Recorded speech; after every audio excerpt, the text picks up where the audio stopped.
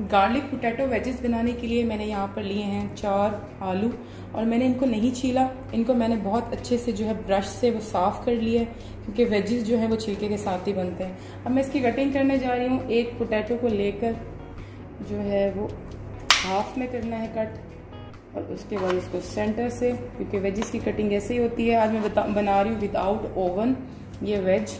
और जब ये वाला जो पोर्शन है इसको भी आप इसके 2 कर लेंगे।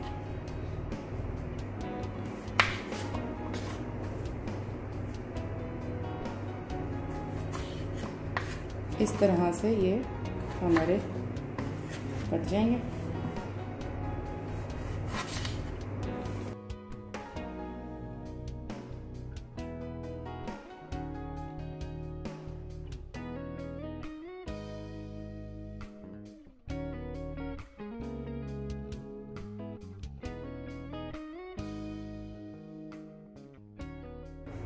वन टेबलस्पून नमक डाल के मैं इन वेजेस को आधा घंटे के लिए पानी में सोक करूंगी।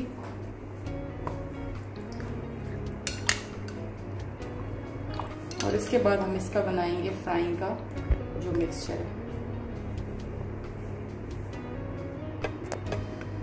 पोटैटो वेजेस को बॉईल करने के लिए मैंने यहाँ पर चूल्हे पे रख दिया है पानी, और जब तेज उसमें उबाल आने शुरू होंगे तो मैं इसमें वेजेस को शामिल करके और उबालूंगी इनको। पानी बॉईल हो चुका है और मैं इसमें वेजीज शामिल कर रही हूँ। 5 मिनट तक मैं ऑन वॉच इनको बॉईल करूंगी और थोड़ा सा चम्मच को जो है वो मैं चलाती रहूंगी ताकि इवनली बॉईल हो जाएं सारे वेजीज।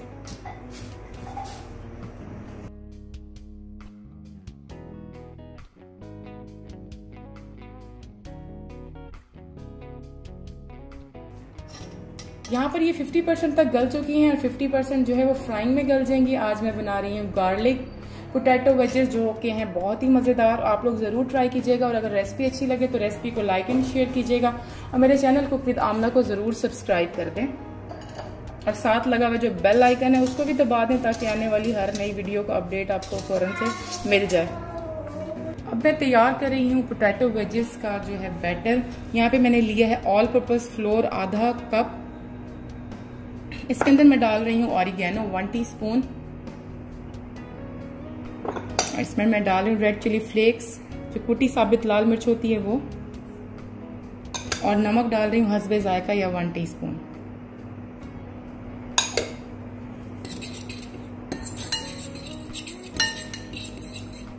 इसमें मैंने शामिल कर रही हूँ पानी। याद रखें कि हम यहाँ पकोड़े नहीं बना रहे, तो ये है कि पेस्ट नहीं बनाना, हमने इसको थोड़ा पतला बैटर बनाना है जो कि हल्का सा पोटैटो वेज के ऊपर लग जाए और हल्का सा उतर जाए।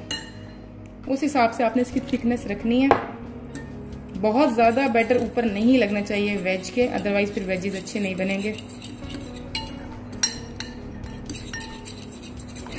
अब ये बिल्कुल परफेक्ट हो चुका है। आप देख लें इसकी कंसिस्टेंसी को। इतना ही आपने भी इसको गाढ़ा या पतला रखना है, इससे कम या ज्यादा नहीं रखना। ये अंदाजे से ही सारे काम होते हैं, इसमें कोई मेजरमेंट पानी की इतनी नहीं हो सकती हार्ड एंड फास्ट। चलें जी, अब चलते हैं हम फ्राइंग की तरफ। पोटैटो वेजेस को फ्राई करने का आ गया है टाइम, और मैं थोड़े थोड़े वेजेस जो हैं वो मसाला जो है इसका बैटर जो है उसमें डिप करती जाऊंगी। याद रखें कि आपने जो एक्स्ट्रा बैटर है उसको इस तरह से साफ कर देना है, उसको नहीं डालना, अदरवाइज ये पकोड़े बन जाएंगे।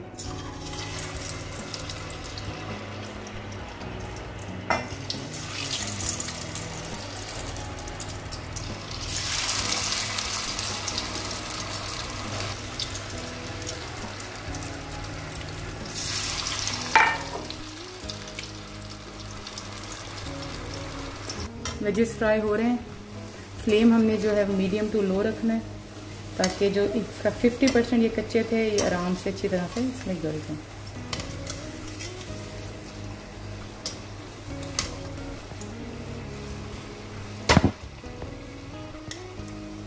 इसी तरह सारे वेजेस में फ्राई कर लूंगी।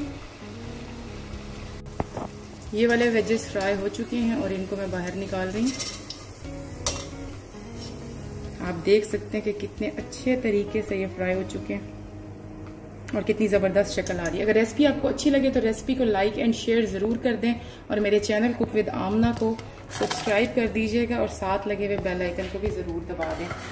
अभी आपने जाना नहीं है क्योंकि वेजेस का लास्ट स्टेप बाकी है जो मैं आपके सामने करूँगी। अब गार्लिक पोटैटो वेजेस बनाने के लिए यहाँ पे मैंने लिया 50 ग्राम मार्जरीन या मक्खन और इसमें मैं डाल रही हूँ 3 से 4 जो क्लॉव्स होते हैं गार्लिक, 3 से 4 जो जोए होते हैं मक्खन के, लहसुन के सॉरी। और इसको तो चाहे आप सौते कर लें 10 से 20 सेकंड के लिए। मैं यहाँ पे इसको माइक्रोवेव में रख रही हूँ पूरे 1 मिनट के लिए। पोटैटो वेजेस हो गए हैं फ्राई और अब मैंने करना है इसको गार्लिक का जो टच था वो देना है। इसमें क्या करना है, मैंने यहाँ पे ये जो आपके सामने बनाया था एक गार्लिक और मार्जरीन का मिक्सचर, इसके अंदर मैं डाल दूंगी तमाम जो हैं पोटैटो वेजेस। आप देख सकते हैं कि कितने क्रिस्पी हैं, आवाज़ बड़ी अच्छी आ रही है। इसमें मैं डालूंगी 1 बारीक कटी हुई हरी मिर्च। इसके अंदर मैं डाल रही हूँ 1 टीस्पून लाल मिर्च का पाउडर, 1 टीस्पून जो है चाट मसाला, 1 टीस्पून नमक और थोड़ा सा बारीक कटा हुआ हरा धनिया।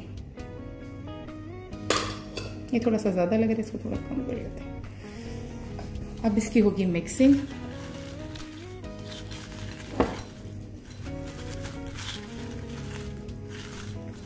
कैमरा की पोजीशन की वजह से ज़रा प्रॉब्लम हो जाती है समटाइम मिक्सिंग में।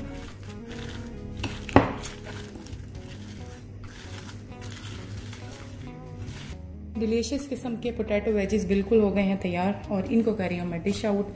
अगर आपको रेसिपी अच्छी लगी हो तो रेसिपी को लाइक एंड शेयर कीजिएगा और चैनल को फिर आमना को ज़रूर सब्सक्राइब कर दें। Thank you so much for watching.